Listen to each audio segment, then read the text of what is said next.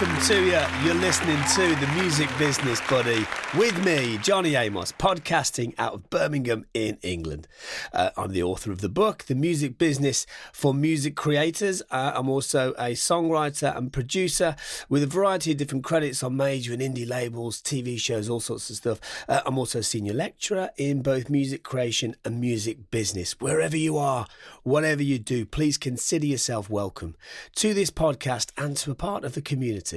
I'm here to try and educate and inspire music creators from all over the world in their quest to achieving their goals by gaining a greater understanding of the business of music.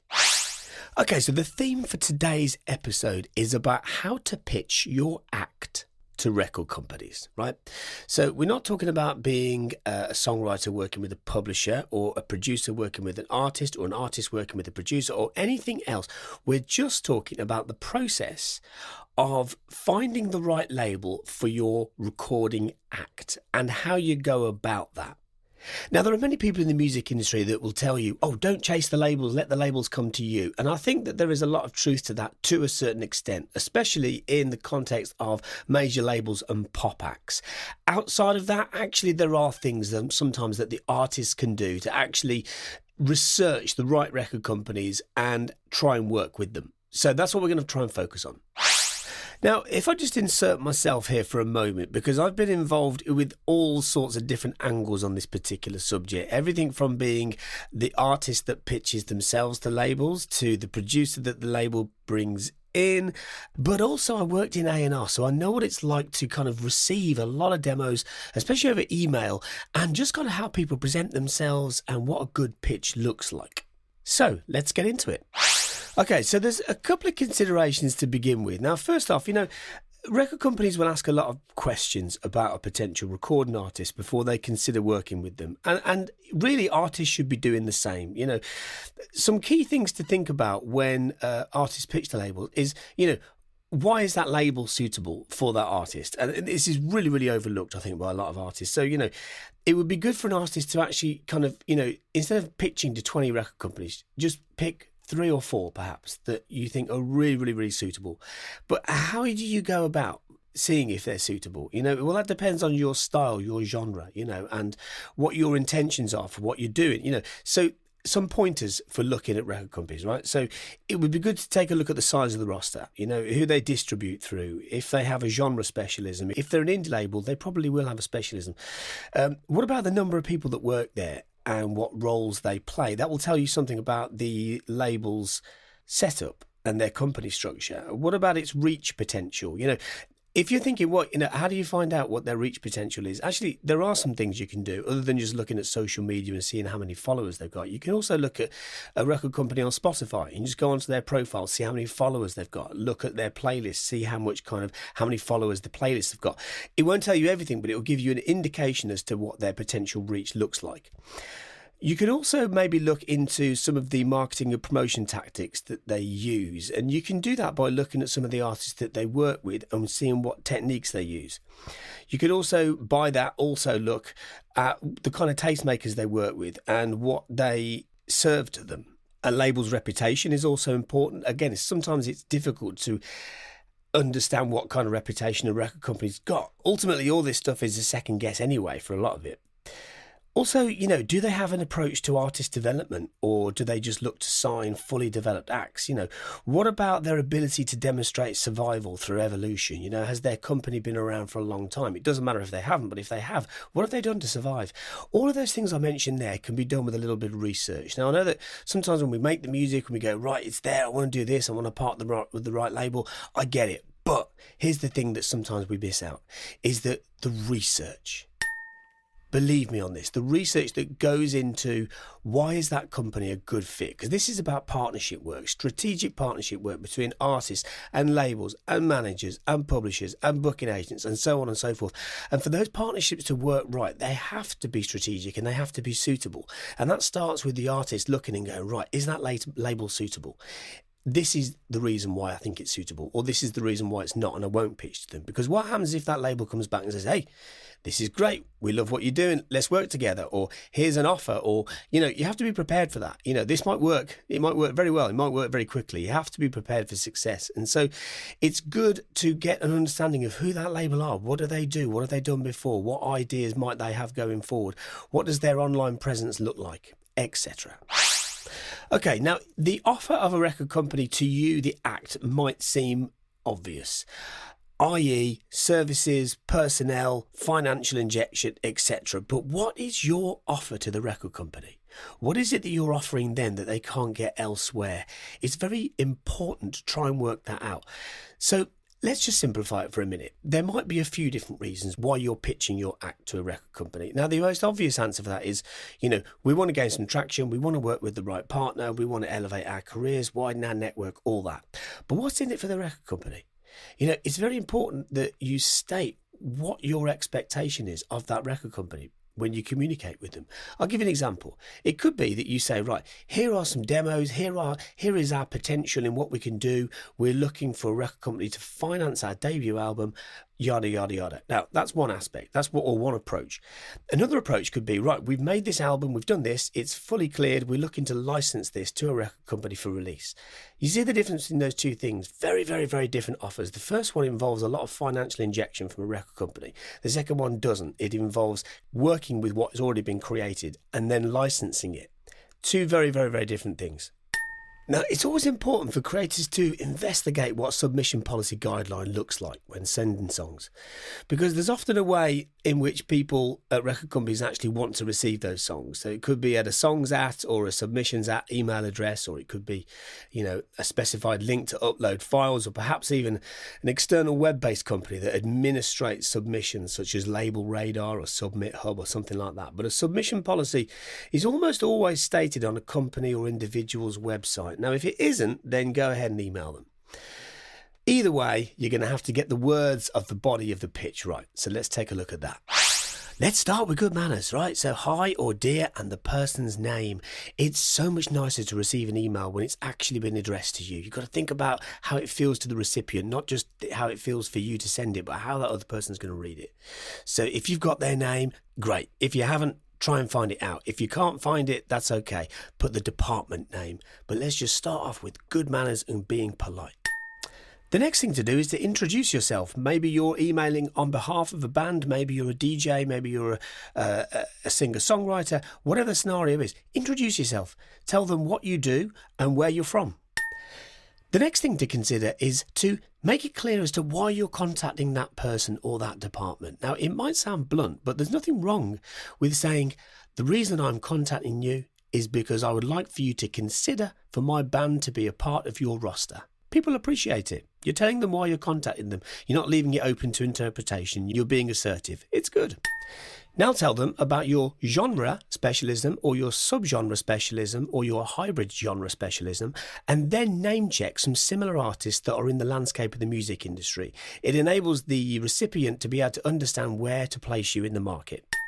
Now talk a little bit about what you've already done. Now keep this short and sweet, but it could be that you talk about your live presence or past singles or past EPs and what kind of playlist support or radio support that you've received. Now it's time to go into a little bit more detail about what your expectation is of them should you work together. So it could be, for example, that you were to explain that you were looking for a financial injection and marketing support for future recordings that have yet to be made. By contrast, it could be that you are talking about existing product that you have that you are looking to license and how you wish to go about it. Either way, it's very important that your offer to them is clear. Now, it's important also that they can see what else you're doing outside of potentially working with them. So perhaps you could talk a little bit about what your plans are for the synchronisation of your music so that they can see that their investment might be even more worthwhile than you're already hoping.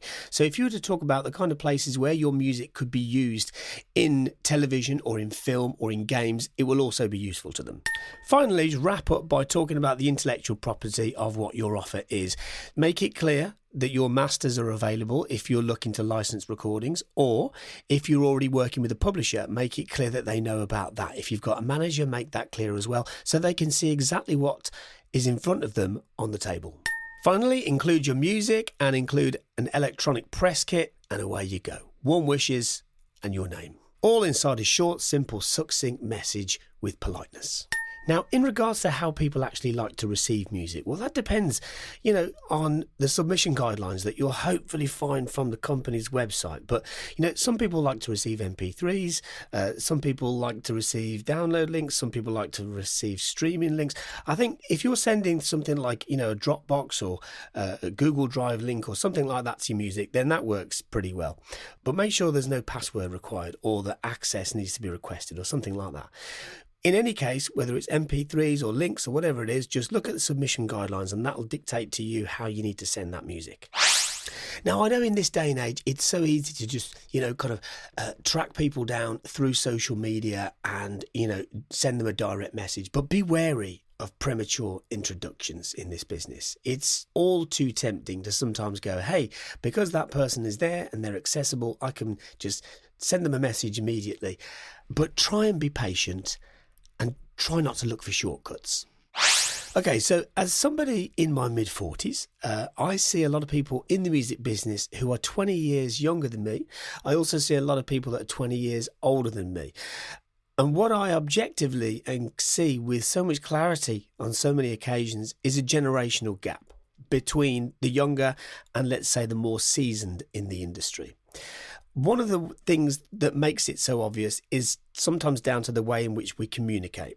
So, for example, like text talk, abbreviated language, it might be the norm on social media amongst friend groups, but in a more formal email with a professional, it's important to try and formalise that communication style. So, maybe in time, perhaps it'll evolve to the point where, text style chat becomes more commonplace in emails as, younger generations wash through and older generations retire. But for now, there are a great deal of people in the music industry who remember life long before mobile technology and social media. And these people are often irritated by informality and lazy language. So what might be an action that is seemingly inoffensive might actually offend somebody. So try not to go too overly abbreviated on the language that you use.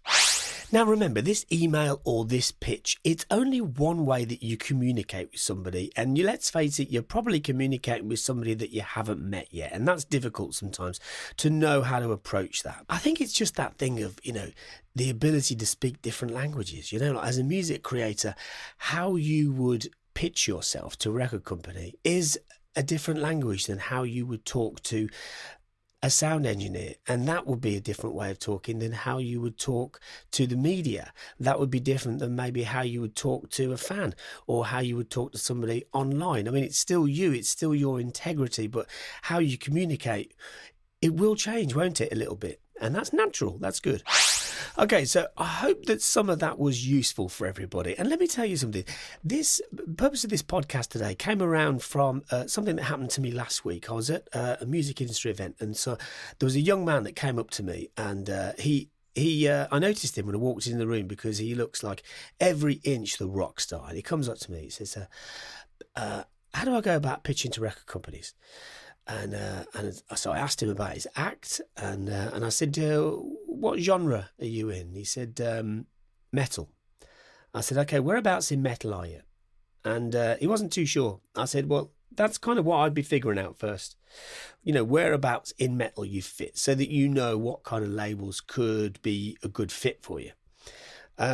Which kind of surprised him, but it did make sense to him, and he filtered that through. And I said, what do you want from a record company? And he had to have a think about it for a minute. And he said, well, helping us to get our music out there. And I said, okay, well, I know what that means. I know what you mean by that. But you have to present that in a way that's appealing. So perhaps you could focus in on, the things where you fit in the marketplace, who else is there, and why you would fit there.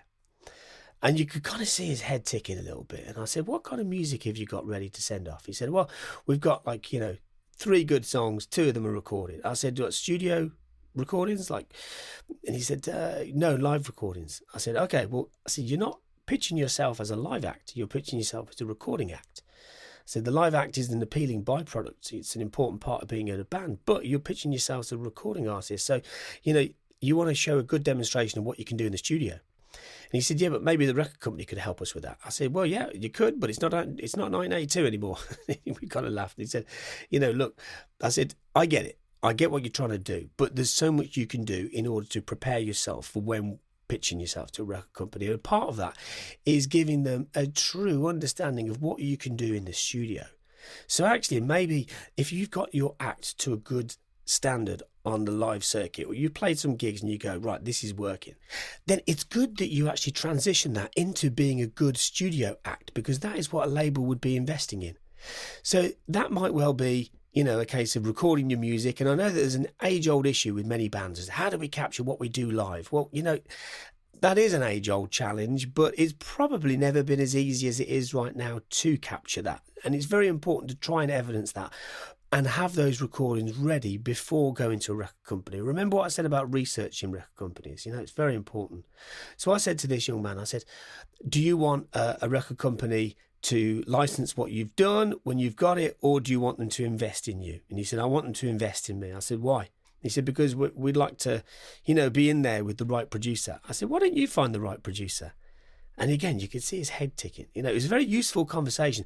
Anyway, all of this kind of led me to thinking, right, maybe it's worth doing a podcast about that. Anyway, so that's what led me to talking about this today. It is a subject which will be revisited later in the podcast when we look at some other angles on this same subject. And also when we look at not just pitching an act to a record company, but pitching songs to artists and pitching writers to publishers. So we'll wrap it up there for today. I wish you well. Thank you for listening, and may the force be with you.